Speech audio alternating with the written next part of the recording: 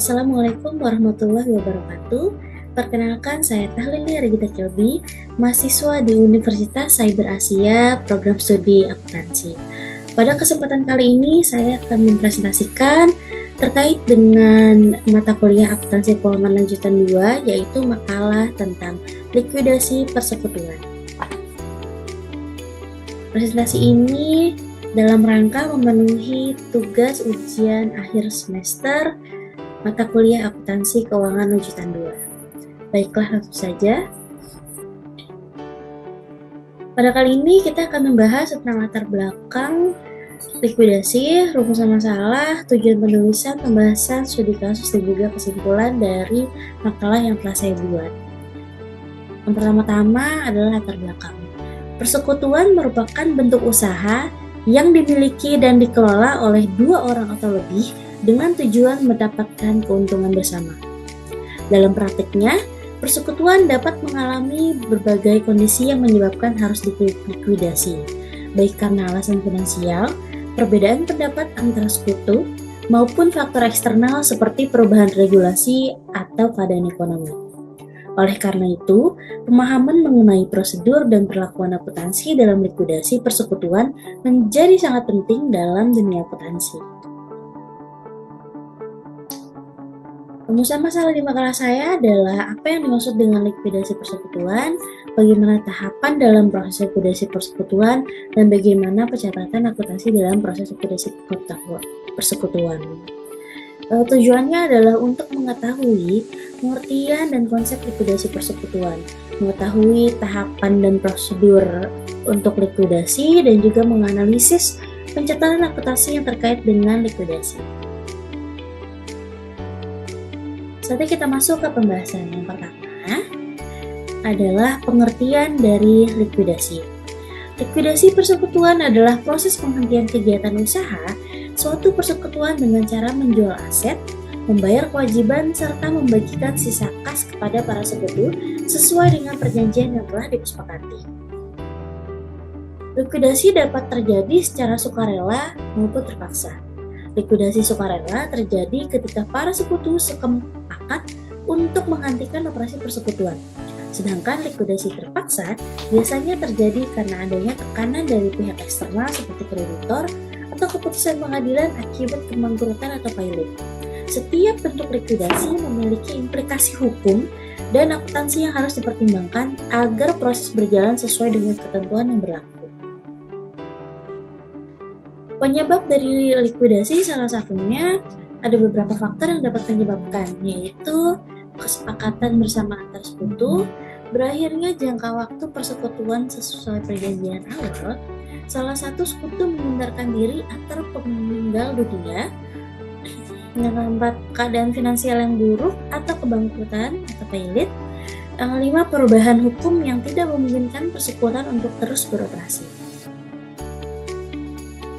Selanjutnya adalah tahapan likuidasi persekutuan. Proses likuidasi terdiri dari 4 tahap, yaitu menghitung laba rugi persekutuan sampai saat likuidasi. Laba atau rugi tersebut dibagi kepada para sekutu sesuai dengan metode pembagian laba rugi yang disepakati. Yang kedua, menjual atau merealisasi aktiva selain kas. Dalam nama lainnya, mencairkan aktiva selain kas menjadi kas. Apabila realisasi aktiva selain kas tidak sama dengan nilai bukunya, maka laba atau rugi realisasi dibagi kepada para sekutu sesuai dengan metode pembagian laba rugi yang disepakati. Tahapan yang ketiga adalah melunasi utang kepada pihak ketiga. Apabila ada utang kepada sekutu, maka pembayaran utang kepada sekutu dilakukan bersama-sama dengan pengembalian modalnya. Yang keempat, membagi sisa kas yang ada pada para sekutu sesuai dengan perjanjian persekutuan. Selanjutnya yaitu jenis likuidasi persekutuan. Ada 2 jenis likuidasi. Yang pertama adalah likuidasi sekaligus. Likuidasi sekaligus ini adalah likuidasi yang dilakukan dalam satu waktu, di mana seluruh aktiva non-kas dijual sekaligus menjadi kas. Utang ke pihak ketiga sekaligus diselesaikan dan sisa kas langsung dibagikan kepada sekutu. Semua kas yang dibagi kepada sekutu sesuai dengan modal bersih masing-masing sekutu setelah diperhitungkan dengan laba atau rugi realisasi aktiva non-kas. Metode ini lebih cepat dan efisien, tetapi dapat beresiko jika aset dijual dalam kondisi terdesak sehingga nilai jualnya lebih rendah daripada nilai buku. Jenis yang kedua adalah likuidasi bertahap. Likuidasi dilakukan secara bertahap dengan menjual aset secara perbagian dan melunasi dalam beberapa periode. Pembagian kas dilakukan secara berangsur, yaitu setiap saat tersedia kas. Ada dua metode yang dapat digunakan dalam menentukan besarnya kas yang dibagikan kepada masing-masing sekutu, yaitu yang pertama metode perhitungan pembagian kas. Dalam metode ini, perhitungan kas dilakukan setelah pelunasan utang kepada pihak ketiga dan dilakukan setiap persekutuan akan membagi kas. Yang metode kedua yaitu metode program distribusi kas. Dalam metode ini, setiap melakukan pembagian kas dilakukan sesuai dengan program atau rencana yang telah dibuat. Dan hasil pembagian kas dengan menggunakan dua metode tersebut ini adalah sama sebenarnya. Hanya metodenya saja yang berbeda. Tetapi yang sering digunakan oleh persekutuan adalah metode program distribusi kas. Selanjutnya, pencatatan akuntansi dalam likuidasi persekutuan. Dalam proses likuidasi terdapat beberapa jurnal yang harus dibuat, di antaranya jurnal untuk mencatat penjualan aset, jurnal untuk mencatat pelunasan utang, dan jurnal untuk membagikan sisa kas kepada sekutu. Contoh jurnal untuk penjualan aset adalah kas dan akumulasi penyusutan pada debit, lalu aset tetap, dan keuntungan penjualan aset pada kredit. Untuk jurnal pelunasan kewajiban ada di utang dagang pada debit dan kas pada kredit. Lalu untuk jurnal distribusi kas ke sekutu adalah modal sekutu A dan modal sekutu B pada debit, lalu kas pada kredit. Berikut adalah contoh kasus untuk likuidasi persekutuan dengan metode likuidasi sekaligus. Persekutuan Gita dengan para sekutu saya, aku, dan kamu membagi laba atau rugi dengan rasio sebagai berikut. Saya sebesar 40%, aku sebesar 30%, dan kamu sebesar 30%. Pada tanggal 1 Januari 2024, persekutuan tersebut sepakat untuk dilikuidasi. Laporan posisi keuangan pada tanggal 31 Desember 2023 adalah sebagai berikut. Sisa kas sebesar 9 juta, aktiva selain kas sebesar 82 juta, dan piutang oleh saya adalah sebesar 3 juta. Jadi total asetnya 94 juta. Lalu ada di sisi kredit, utang dagang 21 juta, utang kamu 4 juta, modal saya di 30 juta, modal aku 20 juta, dan modal kamu 19 juta. Jadi untuk total liabilities dan equity-nya adalah 94 juta. Lalu dalam likuidasi tersebut, semua aktiva selain kas dapat direalisasikan sebesar 70 juta.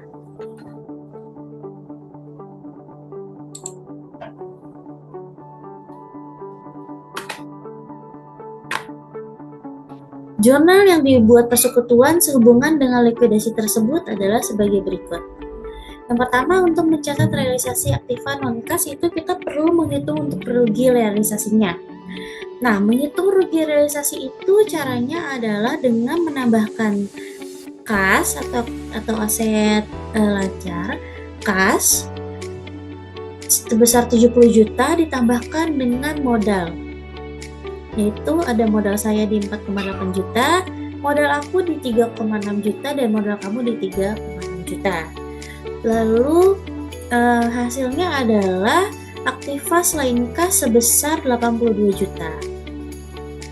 Untuk mencari rugi realisasi yaitu nilai buku aktiva selain kas dikurang dengan nilai realisasi. Seperti yang tadi disebutkan, nilai realisasinya adalah 70 juta. Jadi 82 juta dikurang nilai realisasi 70 juta, sehingga rugi realisasinya adalah 12 juta.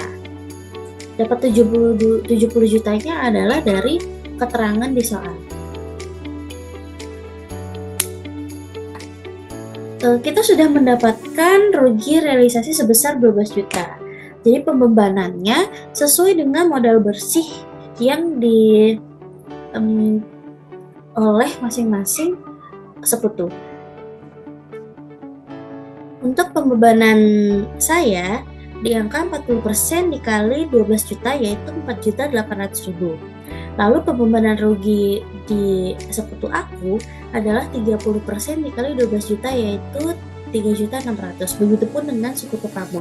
30% dikali 12 juta yaitu 3.600.000.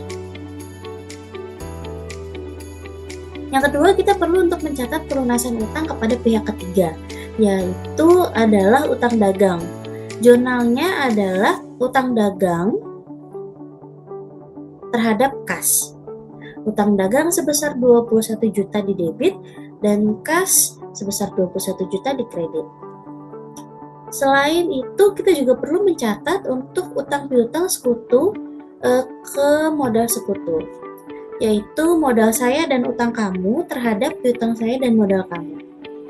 Modal saya 3 juta rupiah dan utang kamu 4 juta rupiah ada di debit, dan piutang saya sebesar 3 juta rupiah dan modal kamu sebesar 4 juta rupiah ada di kredit.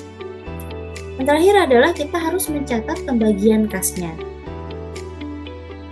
Jadi pembagian kasnya dari perhitungan itu sisanya adalah di modal saya di debit sebesar 22,2 juta 200.000 dan ada di modal aku kredit 16 juta 400.000.